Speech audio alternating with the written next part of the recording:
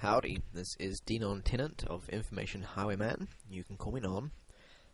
And you are watching the inaugural screencast edition of the Ace of Spades Friday website review. Now, in the past, I've done these reviews in the normal Ace of Spades newsletter, which I'll tell you a little bit about at the end of the screencast, and I've decided to start doing them in a more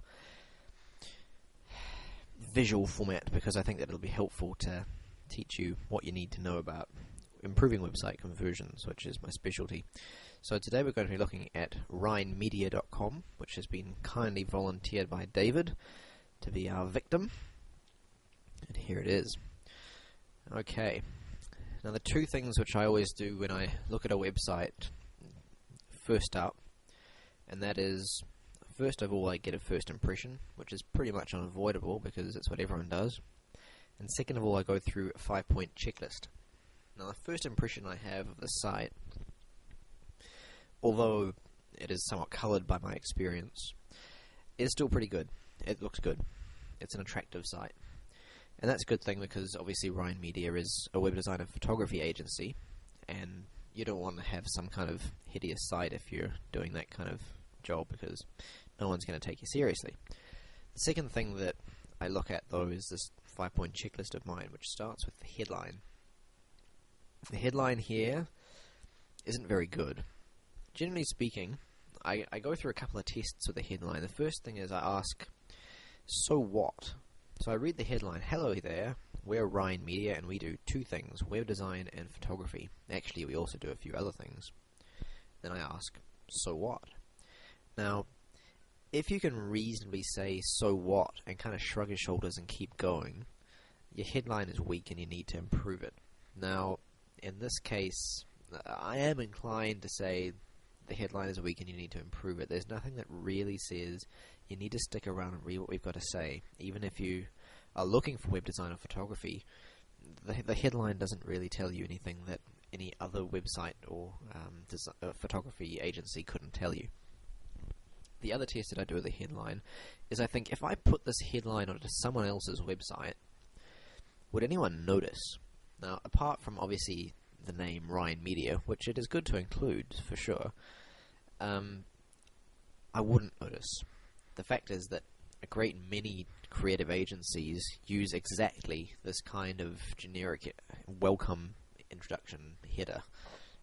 It doesn't really inspire any kind of action on the part of the prospect. It doesn't make him think, gee, I really need to read the copy. It mostly makes him think, these guys are just like all the other creative agencies out there that have exactly the same kind of header. So what I would suggest first up is to make sure that the headline is addressing what the prospect wants rather than talking about Rhine Media.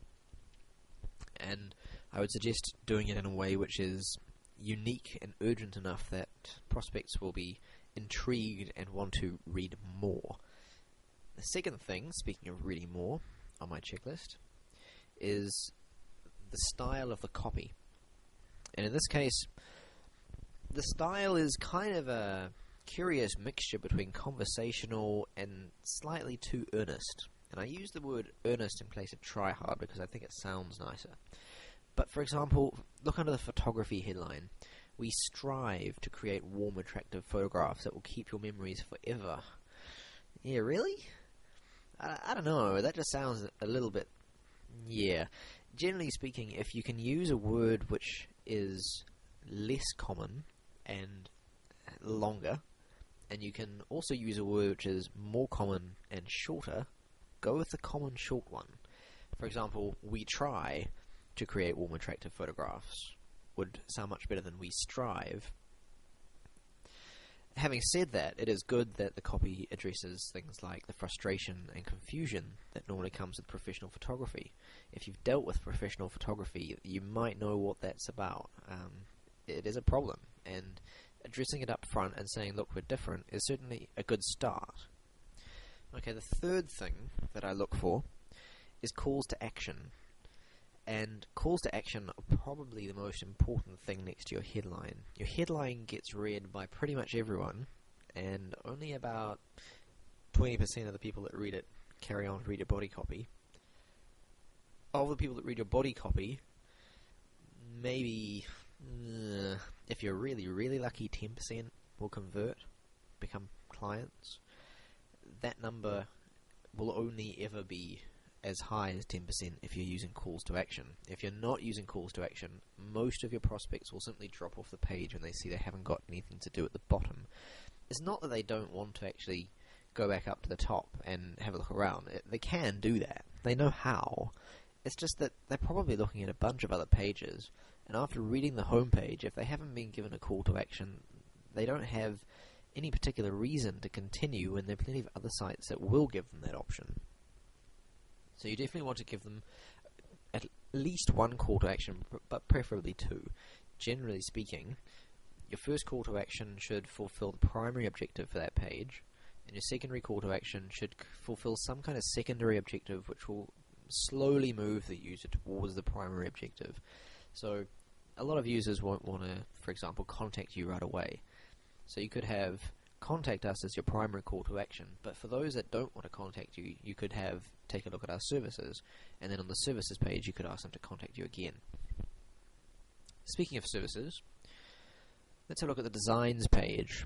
I like this page. This is the best page on the site. Why? Oh, my checklist.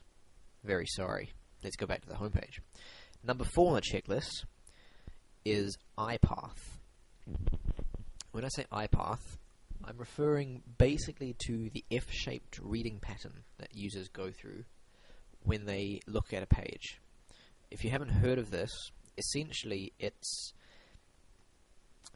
If you look at an average of how users look at a page, and you map out the hottest areas, the most looked at areas, you'll see that it forms kind of an F-shaped pattern on the page. So the headline gets red, and then subheads get red, and the lead copy, the copy directly underneath the headline, gets red.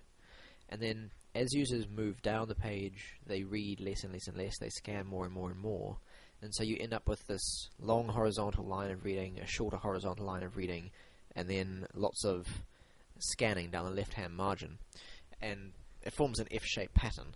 Now, what's happening in this page is the F-shaped pattern is kind of being interrupted in a couple of ways. Firstly, we've got this nice scrolling carousel here, which, frankly, I don't think that it does a lot for the site. It's not really giving any kind of truly useful information that prospects are going to want to know right now. More importantly, what it's actually doing is it's distracting users from getting from the headline to the copy, because they read the headline and then, there's movement, and they look at that thing, and so they get distracted from the copy and they don't read the copy, or they don't know where to look. And when you give users confusing options like this, it tends to result in far lower conversion rates. The other problem is that you've got 3 columns. Now, normally I would say only ever have one column, because having more than one column of text is like having more than one person speaking at once. In this case, because you're focusing on 2 separate services, and because your prospects are probably looking for either one or the other, having 2 columns does make sense, web design and photography. But the Why Us column doesn't make sense. It needs to be moved either down to the bottom of the page or probably off to a separate page altogether. It's just too distracting on the right hand side. It gives the user too many places to look, and it confuses him, so he's probably not going to read much at all. If you keep your text into single columns that interest him, he'll read much more than if you split them up into separate columns, which he has to then pass and understand and try to figure out which one to read. Anyway, going back to... Wait, did I cover the last one? I'm really scatterbrained today. My sister-in-law's wedding tomorrow, and I'm actually sitting in a house up in Auckland with the most dodgy wireless internet you could possibly imagine. Everything that you're looking at right now is completely offline, because I can't actually get a connection in the room which I'm sitting in, which is... This is not a big house, so I don't know what kind of wireless router they're using. Anyway, if you hear any funny noises, that's also why I've got most of my family in this house as well. The final point on our checklist, after headline, body copy, style, calls to action, and iPath, the final thing is image smother. And when I say image smother, I'm referring to the fact that there are only 2 purposes for any image on your site. One is to tease your user or your prospect into your copy, to kind of provoke him to read, so he thinks, what's happening here? And he reads your copy to find out. That's a fairly uncommon kind of image, and you don't see it done very well very often. The other is demonstrative images, and those are images which simply demonstrate something in your copy. In this case, the image background here doesn't really serve either of those purposes. It is attractive, but it doesn't serve the sorts of purposes it should be serving. And that's a problem. The fact that the headline is also superimposed over it is also a problem, because when you get that kind of thing happening, you find that legibility gets impacted. Not only is the headline superimposed over an image, which means that it's going to get reduced legibility and reduced readership, but it's also set in reverse, so you're automatically reducing your readership by about 50% by reversing it out. Instead of having it black and white, you've got white on dark.